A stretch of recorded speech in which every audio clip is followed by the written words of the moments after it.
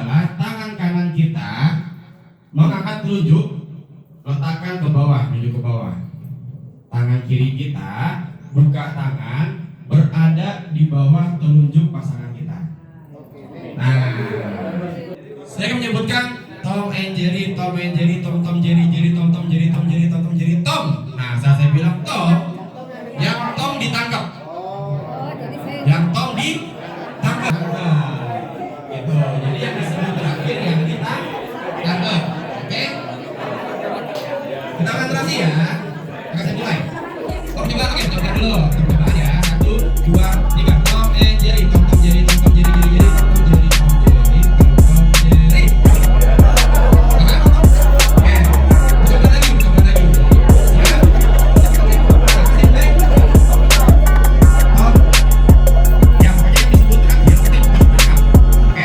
Yang tidak disebut namanya tangkap. Paham ya? Tom and Jerry, Tom Tom Tom Jerry, Tom Jerry, Tom Tom Tom Jerry, Jerry Jerry Jerry, Tom Jerry, Tom Jerry, Tom.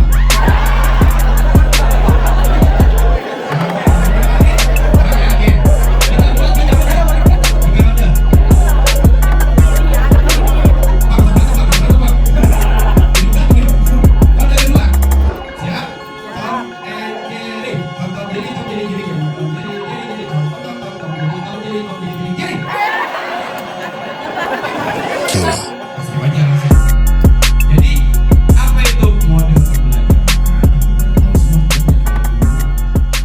Jadi model ini adalah kerangka atau pola yang digunakan guru dalam merancang dan melaksanakan kegiatan belajar mengajar. Model memberikan panduan, langkah-langkah, peran guru dan siswa, serta bentuk interaksi di kelas untuk mencapai tujuan pembelajaran. Jadi model pembelajaran itu sangat harus disesuaikan dengan karakter kita, Bapak Ibu. Kita sebagai guru itu seperti apa sih karakternya? Kita mau pilih model yang kayak gimana? Karakter bukan cuma dari diri kita, tapi dari misalkan kita punya kesibukan lain, menjabat di sekolah, atau kita memiliki karakteristik, mohon maaf, ada yang punya penyakit tertentu yang kita mengakibatkan memiliki kondisi yang terbatas. Dengan kata lain, model pembelajaran itu adalah rancangan sistematis bagaimana pembelajaran nanti berlangsung dari pendahuluan sampai ke penutup. Ciri utamanya mulai dari masalah yang nyata, jangan yang ngawang-ngawang masalahnya. Jadi masalah yang real, yang konkret. Supaya apa? Supaya anak berpikirnya itu dalam kondisi yang real. Kaget ya? Saya juga kaget. PBL cocok untuk meningkatkan daya berpikir kritis anak dan juga kolaborasi. Karena yang namanya memecahkan masalah tidak mungkin sendirian. Pun kalau kita berikan individu, pasti anak akan ada kolaborasinya, entah itu nanya, nyontek, atau kerjasama. Hasilnya adalah produk cocok untuk meningkatkan kreativitas dan kinerja anak. Yang ketiga ada discovery learning. Di sini ciri utama siswa menemukan konsep melalui eksplorasi. Anak kita bebasin. Sok atuh nyari materi apa yang kamu suka di informatika. Di sini anak akan terbangkitkan cara berpikir konstruktivisme, bagaimana mereka meningkatkan pembangunan pola pikirnya. Membangun pola pikirnya. Lalu ada inquiry learning yang ciri utamanya kita kasih pertanyaan, mereka akan mencari jawaban secara ilmiah, mirip dengan yang PBL.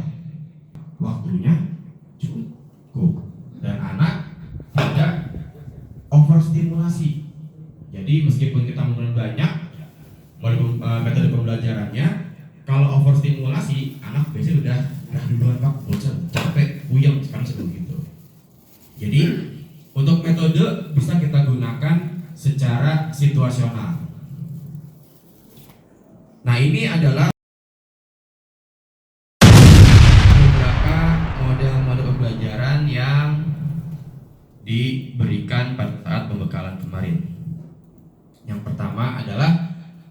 Examples, non-examples. Singkatnya, examples, non-examples adalah kita sebagai guru ngasih contoh dulu ke depan, di depan contoh. Kalau di informatika mungkin bisa apa contohnya? Coding. Kita bikin sebuah sintaks program, bisa pakai Python, bisa pakai PHP, bisa pakai apa yang blok-blok itu, Scratch atau yang lainnya, boleh, tidak masalah. Contoh yang kita berikan betul berjalan. Oke anak-anak, ini contoh yang sudah Bapak atau Ibu kasih. Sekarang Bapak atau Ibu sudah kirimkan di komputer masing-masing atau melalui grup WhatsApp atau apapun itu contoh kode yang lain. Di situ yang kita berikan ada yang kita hilangkan atau kita salahin Bapak Ibu. Anak dipancing untuk berpikir kritis di sini. Dari yang sudah ada berjalannya normal seperti ini, kok yang mereka terima nggak berjalan seperti itu? Kira-kira apa yang salah? Itu adalah gambaran utama dari examples, non-examples. Jadi anak akan mencari apa sih bedanya antara contoh yang diberikan oleh Bapak Ibu gurunya dengan yang mereka terima, yang mereka punya. Akhirnya mereka akan berpikir kritis, mencari di mana kesalahannya dan bagaimana cara memperbaikinya.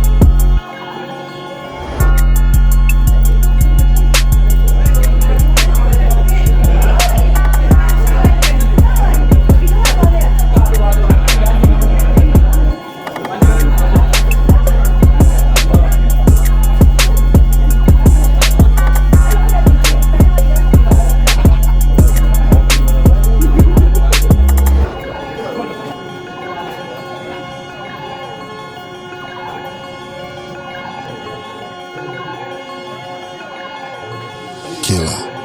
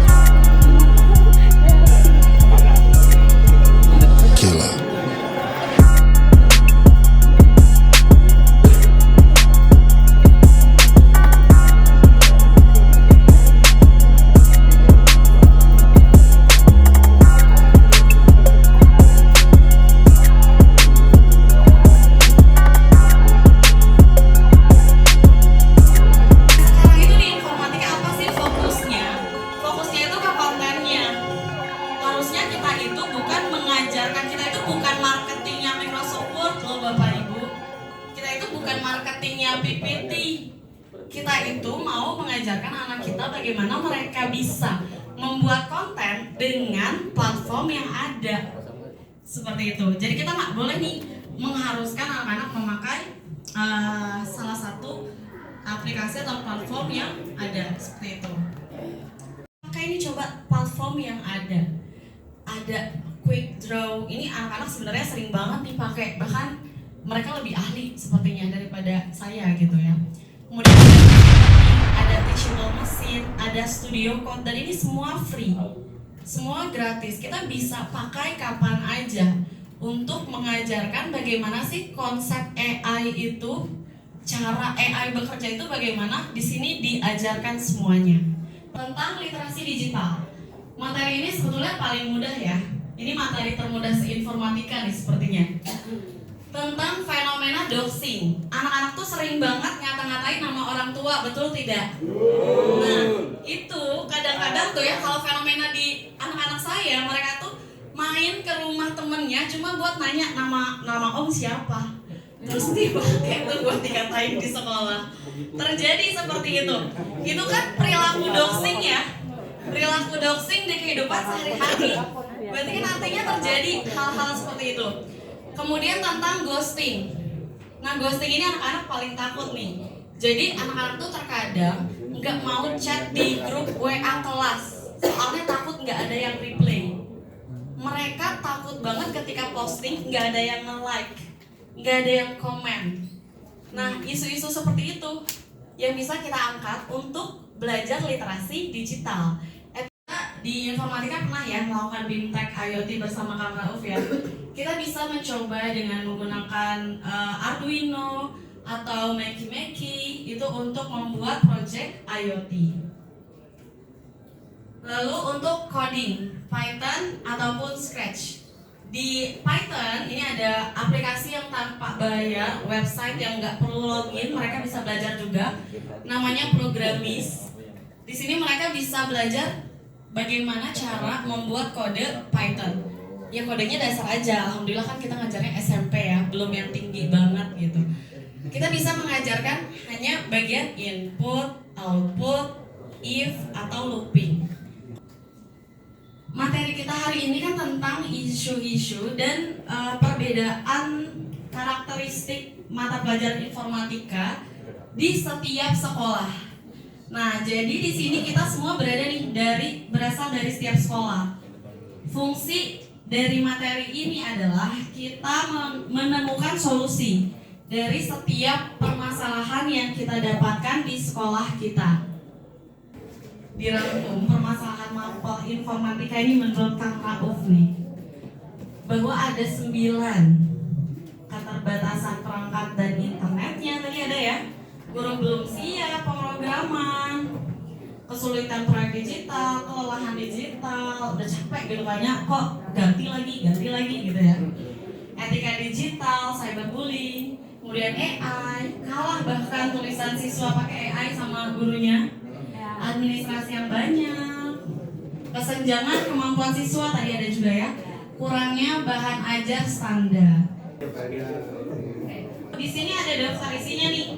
Nah, Bapak Ibu tadi kan sudah dapat ya, udah dapat masalahnya, tantangannya. Misalkan Bapak Ibu tentang keterbatasan perangkat dan internet. Nah, nanti ini page-nya Bapak Ibu nih. Silakan Bapak Ibu tuangkan ide.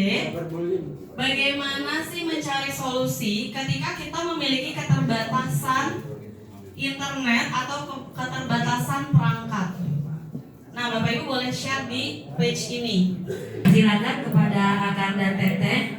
Barangkali dari pemaparan Teh Ayu ya panggilannya ya. Sudah selesai materinya Teh? Sudah selesai, tinggal praktek aja. Jadi sebagai penegasannya silakan nanti sambil istirahat, karena nanti setelah istirahat Akang dan Teteh dari masing-masing perwakilan kelompoknya harus berbagi informasi tentang sharing yang tadi disampaikan melalui link yang Teh Ayu buat. Dan ini katanya di launching untuk seluruh Indonesia gitu ya Teh. Nah, jadi kalau kita buatlah yang terbaik ya, kalimat-kalimatnya menunjukkan guru-guru hebat dari informatika yang semakin menyala.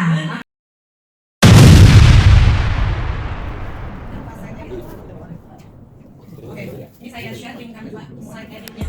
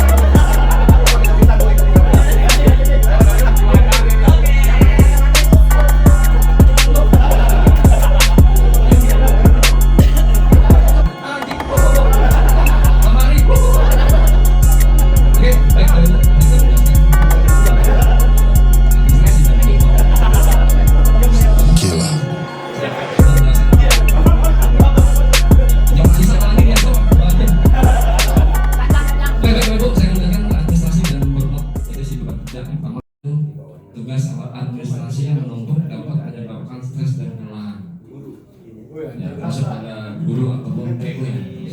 Diperjelas ya. Dua, kurangnya sumber daya, yaitu keterbatasan sumber daya seperti teknologi atau staf dapat memperburuk beban kerja. Artinya biasanya kalau nggak ada wifi error ya, jaringan susah tidak ada. Gitu. Oke, mantap. Silakan mau berdua, boleh?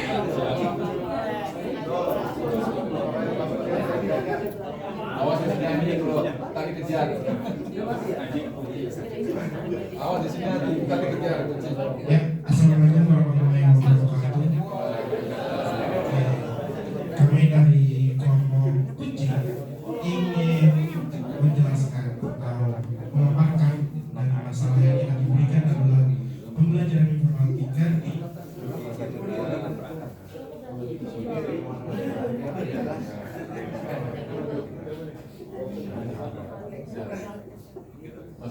Yang pertama ada pembelajaran secara berkelompok, yaitu contohnya siswa bisa berbagi perangkat dan fokus berkolaborasi dan diskusi. Yang kedua ada model rotasi, yaitu stasiun perangkat, simulasi kertas, membaca atau nonton video secara offline. Terima kasih Bapak-bapak. Keren sekali ya. Ini pertanyaannya berapa menit Pak buat slide ini? 5 menit saja kan ya Bapak Ibu, berarti aman dong ya untuk buat sebuah paparan yang sangat menarik ya. Ada alat bantunya yang tadi pakai AI, slide-nya cuma 5 menit aja. Semoga juga itu bisa sebagai apa ya tadi solusi dari yang burnout tadi karena terlalu banyak administrasi. Kita coba sering-sering pakai AI-nya, jangan lupa evaluasi, berikan feedback dari AI supaya sesuai dengan keinginan kita.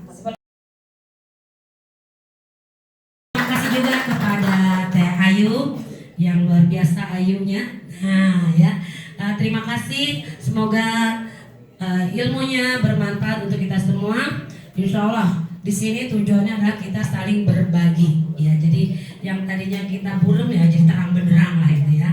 Ibu Tri selaku Ketua Sanggar MGMP Informatika untuk memberikan sambutannya dan mungkin sekaligus untuk penutupan kegiatan workshop kita yang sudah berjalan 3 kali. Yang pertama kebetulan di tempat Ibu sendiri di 17, ya 27 dan terakhir di 12. Alhamdulillah, terima kasih banyak Ibu atas kehadiran Ibu yang luar biasa, kedatangannya insya Allah sangat-sangat memotivasi kami untuk terus maju ke depan untuk MGMP Informatika.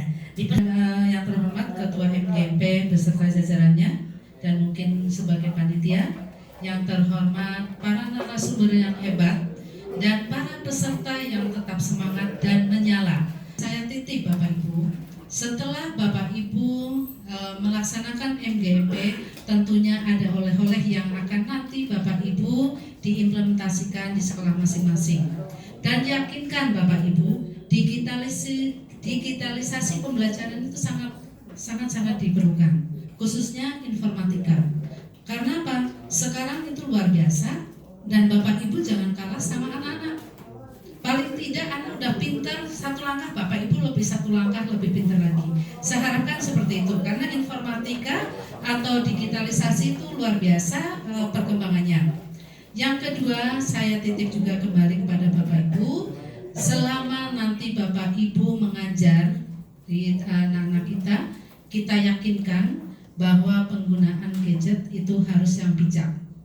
Saya yakin dengan adanya MGMP Forum ini bisa meningkatkan kompetensi Bapak Ibu dalam proses penanganan. Tadi Bu Ayu ya menyampaikan kendala-kendala yang dihadapi oleh siswa dan masyarakat terkait dengan informatika. Kita juga harus mengikuti bagaimana secara bijak Bapak Ibu menjadi guru dan yakinkan bahwa informatika digitalisasi memang perlu kita sampaikan ke anak-anak. Itu adalah memang tugas kita, bagaimana digitalisasi penggunaannya secara bijak.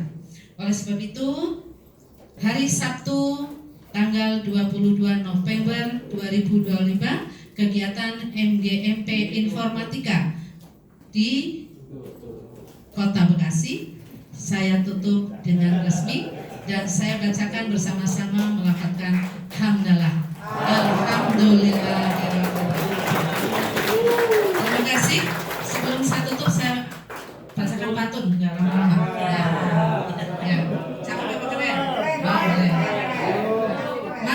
ayam sampai matang. Dimakan pakai sambal rasa teri. Bukan teri ya, teri. Terima kasih yang sudah datang. Sampai berjumpa di